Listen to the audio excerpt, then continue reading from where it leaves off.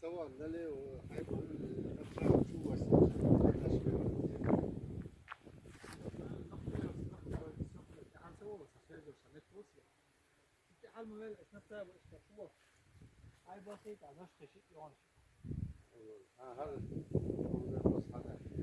Her homet kida. Baş. Her kalan çocuğu.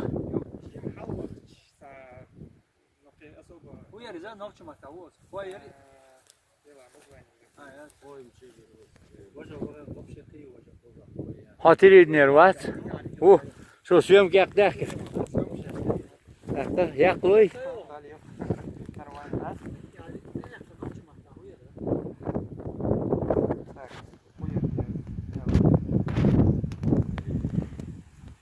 Uyarız elek bu. Дук ногче мотать, дальше я разделился, его не делал. И стало, там есть люди, которые разводят скот, единственный ишкур пушон, лошади, коровы. Нахбусика буй. Да, есть немного. Один человек сам живет.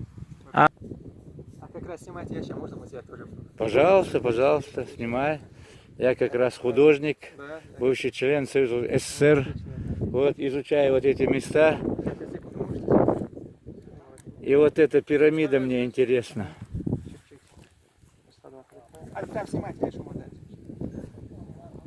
Еще раз, кем вы были, что сейчас? Я член Союза художников СССР с 1984 года. Художник, в основном занимаюсь прикладным искусством. А так я пейзажи пишу, портреты пишу, ну и так далее. А в данный момент, значит, я изучаю после того, как Марат Макажу объявил Ноев ковчег, я изучаю окрестности. Понять, что это за объект. Вообще, что это ковчег или какая-то башня, пирамида. Но везде я встречаю вот эти пирамиды. Вот что интересно. Вот это, видите, пирамида? И что там наверху? Вы не были там наверху? Вот идет у меня вот это изучение. А основная тема моя лично, это про исполинов. Я раскрываю тему про город Ану, который было 15 тысяч лет этому городу. Европейские мои друзья говорят, что я Асгар нашел. Но они по-своему его называют, а я его называю Ану. Ану — это перевод с чеченского языка на русский, это небесные люди. Вот, это в Шумерах они упоминаются, Анунаки, ну и так далее. Но дело в том, что этот город был не только здесь, в Чечне, центр был здесь, в Чечне, столица. Ибо в древних писаниях где-то 8 тысяч лет столицей Египта было Буто. Вот это в Буто я был. Кое-какие артефакты я тоже нашел. Но это для геологов и археологов, не для простых людей. Они не поймут все равно.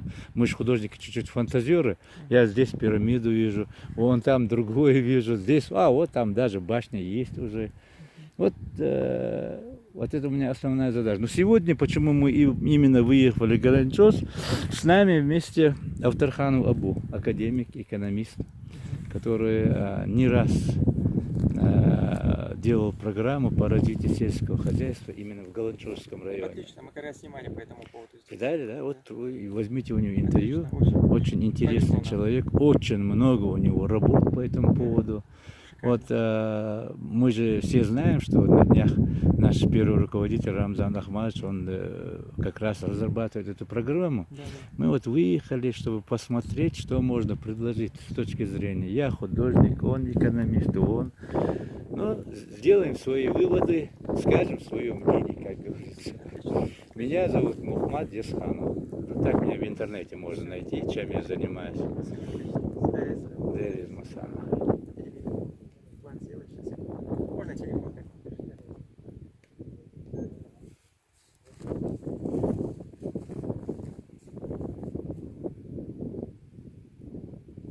Еще не по программе. Новости 7 Ольши, итоговая аналитика. Новости 7, да? Так, я говорю, Дигнистер, Абуан, Авторханов. Лерен, ему уже 83 что ли, лет, халви анлоки мухита. Абу! Телевидение, интервью луан, телевидение юк Абуа. интервью. Вы, Центра, вы гундяхканду, вы бог. Как раз и сельское хозяйство, мы сейчас как раз сегодня этим занимались. Вот Сейчас как раз и снимать тема, как я раз он пони- студия Ряканда Тохтейш, Нагайда. Ну, Перспективы и развития Антоса. Прям снимать я. мы сейчас находимся на Сейчас, территории секунду, можно? Галанчожского района. Ага. Поменять? Это высокогорный район. Все капаешь, не знаю. Вот, а у нас вся горная зона делится на две зоны. Высокогорная — это Галанчожский район, Тувкалинский, Чеберлойский и Саясановский. А вторая лесогорная зона — Веденский, Шатойский и Ножеюртовский. Ну, в основном те лесогорные районы, они функционировали и до усиления, и после, и сейчас функционируют. А вот высокогорные районы, они не функционируют, они упразднены после усиления чеченцев в районы Казахстана и Сибири. Так, в Галанчожском, высокогорном районе Галанчожском в 1940 году было 12 колхозов. Вот колхоз имени Кирова, село Мирджой, в 30 году основано, 970 человек населения. Следующее имени Ворошилова, это Нашхой, малый, по-моему, да, малый, большой Пешхой, то есть Нашхой первый, тоже в 30 году организовано 1045 человек населения. Чалина имени Галанчош, в самом Галанчоше, 784. Кундуху колхоз имени селение Ки, 30 год, 787 человек. Колхоз имени Орджоникидзе, первый Пешхой, 31 год, 172 человека. Колхоз имени Десятилетия Чечни, Никорой, колхоз, селение, в 31 году, 729. Колхоз имени Ленина в селении Ялгорой, первый Ялгорой, или малый там, 712 человек в 31 году. Все они были созданы в 31, 30, 35 годах. Дальше колхоз имени Красный колхозник, 912 человек в 32 году. Имени Шерипова, второй Ялгорой. Имени Сталина, второй Пешхой, в 35 году созданы. 310-395 человек каждый. И горный животноводство, второй Нашхой, 35 год, 1011. Имени Молотова, в селении Малхисты, в 35-м 551 человек. Всего 12 колхозов, и во всех этих колхозах численность населения 8428. Число наличных дворов 1539. В них наличное население 8428, я уже говорил. В том числе наличных трудоспособных в возрасте 16 лет и старше было 3106 человек. Наличных подростков от 12 до 16 лет 314. В Красной армии 84 человека. Площадь территории 729 квадратных километров. Количество населенных пунктов 145. Количество колхозов 12. Общая площадь земли 84 720 гектаров. В том числе пашни 6564 гектара. Крупного рогатого скота 10 477 голов. В том числе коров 244 244 голов. Овец и коз 18 263 головы. Лошадей 2149 голов. Проекты чисто населения. Ну, в настоящее время лично я планирую и создавал программу возрождения горных районов. Проектная численность должна быть 13 тысяч. Тогда до выселения было 8 тысяч, а мы так прогнозируем, рассчитываем, что этот район может содержать до 13 тысяч человек. По нашим расчетам в селениях Ялгорой, Ами, Аки, Моцерой, Галанчож, Миржой, Майсты можно организовать 275 крестьянских фермерских хозяйств с примерной общей суммой затрат 550 миллионов рублей. То есть по 2 миллиона рублей на каждое хозяйство. Это ориентировочные данные. Может и больше. Это же очень трудоемкий район. Вот едешь и дрожишь. Вот. Скажите, а я слышал, что здесь вот было сотни тысяч прям голов. Вот вы перечисляете, это только к колхозам то, что относится, наверное, ну, могло быть больше вот этих. Да, могло, в частном секторе могло быть тоже. Галанчожский район — это высокогорный район. На верхнем террасе, который находится, красивое высокогорное озеро Ами, вот это, наверное, озеро. А на восточном берегу село Галанчож, расположено на реке Осмухи. Низинное расстояние 800 метров, севернее, синее и озеро Ами. Горный массив Галанчожский охватывает основные урочища Ялхарой, Ашхой, Пешхой, Никорой, Кий, Аки, Мерчой и Мелхистей. Но у меня есть еще данные по количеству скота. Сейчас покажу. Посмотрим. Были у меня. Ну, опять-таки, это все по району. Всего скота, крупного рогатого скота, 142 тысячи 731. Так как это когда было примерно год? В 40-м году. 40. Да. Далее, что еще? Овец и коз было 211 671 голова. Далее, лошадей 19 585 голов. И так далее. Мясо производили всего по району 1000 тонн, 66 тысяч тонн мяса, 34 тысячи тонн. Это 66 тонн от крупного рогатого скота и 34 тысячи тонн мяса производили от овец и коз. Дальше молока надоено было на тот период от коров. Крупного рогатого 72 тысячи тонн. А от овец и коз 4 тысячи. И нас решившие 5 тысяч тонн. Вот такой объем.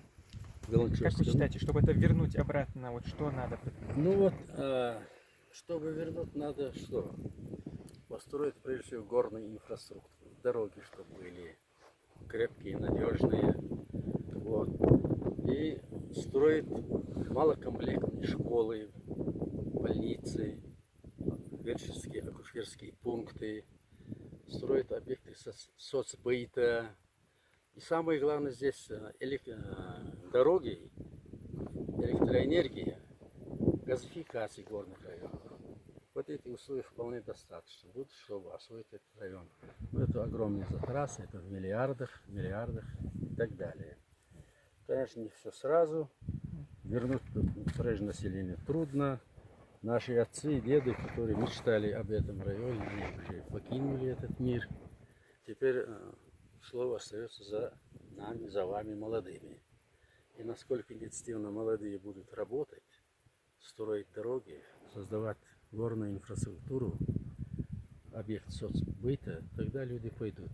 Конечно, желательно асфальтированные, и чтобы они были более широкие, а то настолько узкие, что вот дрожишь, я вот еду, сижу рядом с шофером и дрожу, дергаю его за руки. Ну, наш профессор университетский Мухтар Марзабекович Магомадов часто говорит, что здесь было 1 000 000 овец. Да, вот такое слышал. Это неправда.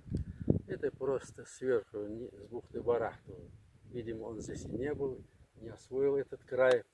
А у меня данные чистых годовых отчетов за 1040 год. Это за 4 года до нашего выселения. Недавно выступал по телевидению историк Дурдиев или Дедиев, не знаю, Умар. Тоже говорил, что Галанчожский район настолько много производили молока, мяса и так далее, продукты сельского хозяйства, что они кормили не только этот район и другие соседние районы. Это тоже неправда. Это просто люди с потолка берут, чтобы себе обозначить по телевидению, вот он говорит, то вот он. Обычно часто наш Мухтар Марзабекович все время 1 000 000 голов. Да по республике не было 1 000 000 голов скота. По республике. По всей нашей 1 000 000. А те цифры, что вы перечислили, вот те цифры, что вы перечислили, они вот большие для этого района, для того времени? Нет, для того времени это вполне достаточно. Ну, видишь, тогда был упор делан на частные предпринимательства, частный скот. В основном здесь в колхозах не столько много. Видишь ли, всего, значит, по районам, да. Итого по районам 157 тысяч во всех 12 колхозах. А всего с частным скотом 211 тысяч.